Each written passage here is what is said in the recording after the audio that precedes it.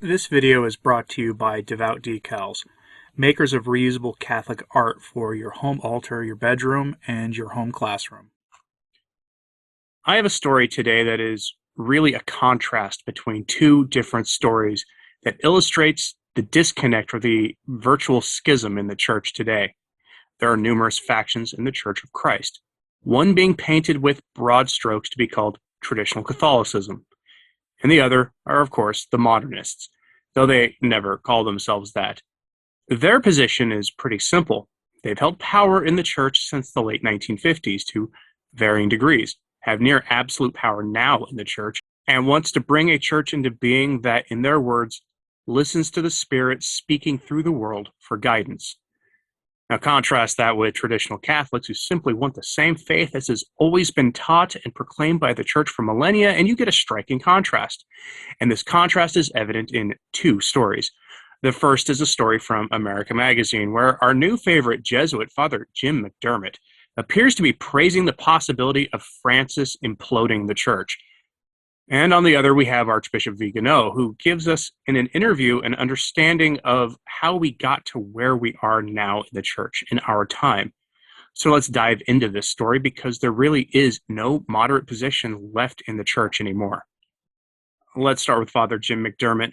Writing for Clown Church Central magazine known as America Magazine, Father Jim provides us with this rather scintillating story. Headline: Is Pope Francis prepping for doomsday in the church? I hope so. Doomsday here is the utter collapse of vocations. Yes, this priest is cheering for the collapse in vocations because it will give the modernists the opportunity to do what they've always wanted to do, which is put the laity in charge of the church. After that, there's no going back for modernism. Father Jim begins by talking about the reform document to the Roman Curia that Francis issued recently that no one cared about, despite it being a total enthronement of corruption in the Roman Curia. Father Jim ignores this reality and focuses on the modernist agenda. From the article, quote, "But in the midst of the release of the reform document, which was actually a big deal for many reasons, Vatican experts recognized something that actually could change things for you and me in a potentially massive way. As one theological expert who worked on the Constitution put it, the Vatican seems to be saying that the power of governance of the church does not come from the sacrament of holy orders, but from one's mission in the church. That is, being in positions of leadership in the church should not require a collar, ordination, or being a man. If that interpretation proves accurate to the Vatican's intent, it would mean not only that most of the departments in the dusty but incredibly well-decorated halls of Rome can be run by women and men who aren't priests, but that our local parishes and dioceses could. Your sister could potentially be put in charge of the parish where I say Mass. My Aunt Kathleen or Uncle Stan could even end up running the diocese someday. And that would be awesome." End quote. What inspiring words from a priest of the Church of Christ. No, seriously, though, this is happening precisely because the modernists have wrought this on the church with their continued dismantling of sacred tradition and putting the church at the service of the world and its rulers. This has been going on for decades, and every pope since 1958 has been guilty of this to some degree, but none quite like Francis. Vatican II was the inflection point for the modernists. There were problems in the church for a century or more prior to the council, but it was there at Vatican II that they seized the opportunity to begin dismantling the church and replacing it with the ape of the Church of Catholic prophecy. I'll compare Father Jim's words to the observations of Archbishop Vigano, who was interviewed for an Italian outlet recently. He was asked about the stonecutter infiltration of the church in the institution of relativism in order to undermine the church and its authority. He's even asked about Archbishop Lefebvre specifically, if Archbishop Lefebvre sensed that the church was on the brink of ruin and that's why he acted. And here's Vigano's rather interesting reply. Quote, "Indeed, Archbishop Lefebvre was one of the few, very few prelates who wanted to denounce the revolution of the council, understanding its subversive nature. And I say that he wanted because many other prelates understood that a true revolution was underway. Some saw it as a danger, others as a spring of the church. But among those who saw the danger, hardly anyone was able to openly denounce it. Today we understand the historical merit of Archbishop Lefebvre for having rebelled against the line dictated by the conciliar diktat and for having created the conditions for a return of the church to the doctrine and to the holy mass of always." End quote. Understand that this revolution continues to our day, a revolution without end.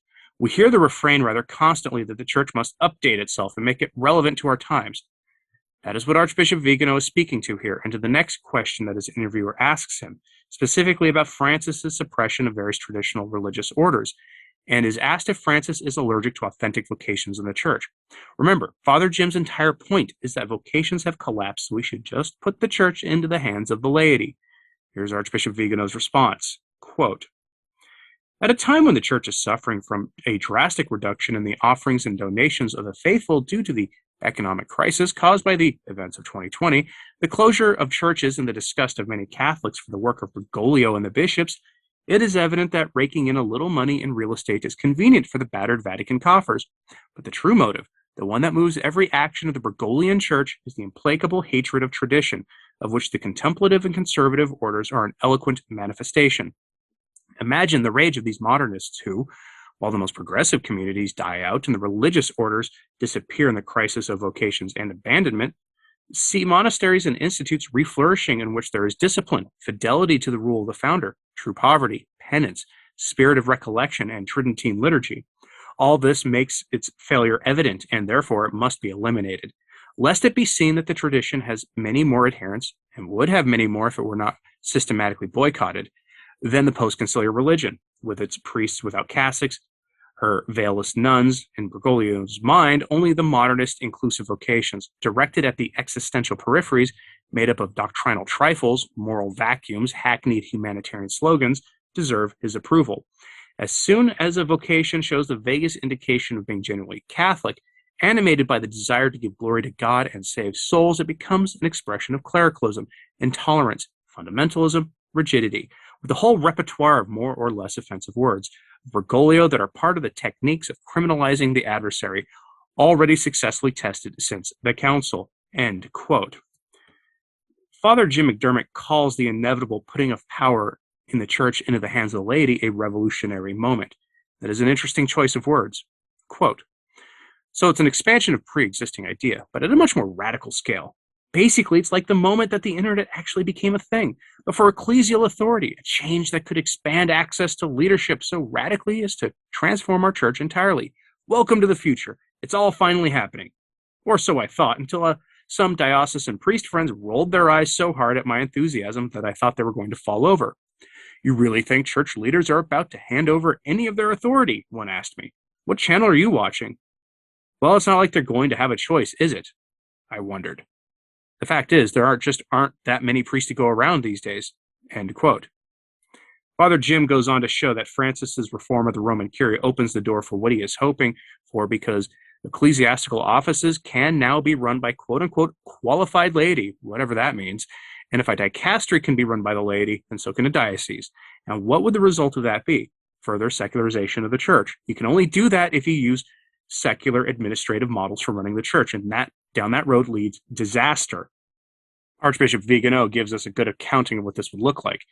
He is asked about Francis and his embracing of the secular program and his working publicly with some of the worst figures imaginable in the secular world.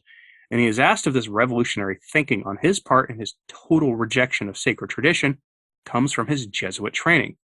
Given that we're also talking about Father Jim's overt celebration of the collapse of vocations, Father Jim is a Jesuit himself, it's very relevant here. Pay close attention. Quote, "If we were to limit ourselves to hypothesizing this correlation, it would be, at the very least, a sign of ingenuity and a lack of foresight. The Society of Jesus, which was among the most important orders of the Church, was the target of the action of the devil that corrupted its charisma and progressively laid it astray long before Vatican II. And today it is the assault body, so to speak, with profoundly we see being demolished what remains of the Catholic Church. To replace it with an amorphous NGO that can serve as a, quote, container of the religion of humanity, loved by the stonecutters and by the Leviathan, in accordance with the ideological bases set by the Council. Like all Jesuits, Bergoglio is first a Jesuit and then a Catholic. For this reason, Jesuits continue to be prohibited from ascending the ranks of the hierarchy, which is why the Argentine had to ask the Pope for a dispensation to be consecrated Archbishop of Buenos Aires.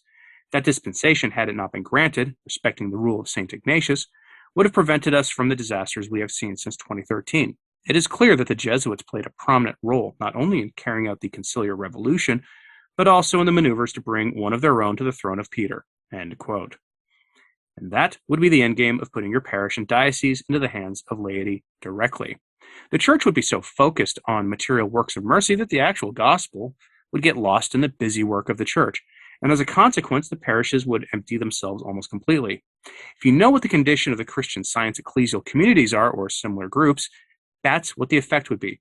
The church is hierarchical in nature by design, and it was designed at its most fundamental level by Jesus Christ himself. The hierarchical nature is on purpose. Clericalism and rigidity, if you want to call it that, are on purpose. To pretend otherwise is to reject the mission of the church in favor of a purely secular mission. But many priests and laity have done just that. So am I off base in making this comparison? What do you think? Let me know in the comments, please. I'm curious what you have to say about all this. Am I wrong to think that Father Jim's prediction would be a calamity for the church? Is Vigano right or wrong in his assessment of modernism and the Jesuit influence in modernism? Let me know in the comments, please, and like and subscribe if you haven't. It really does help, especially in these times. As always, pray for the church. I'm Anthony Stine. Ave Maria.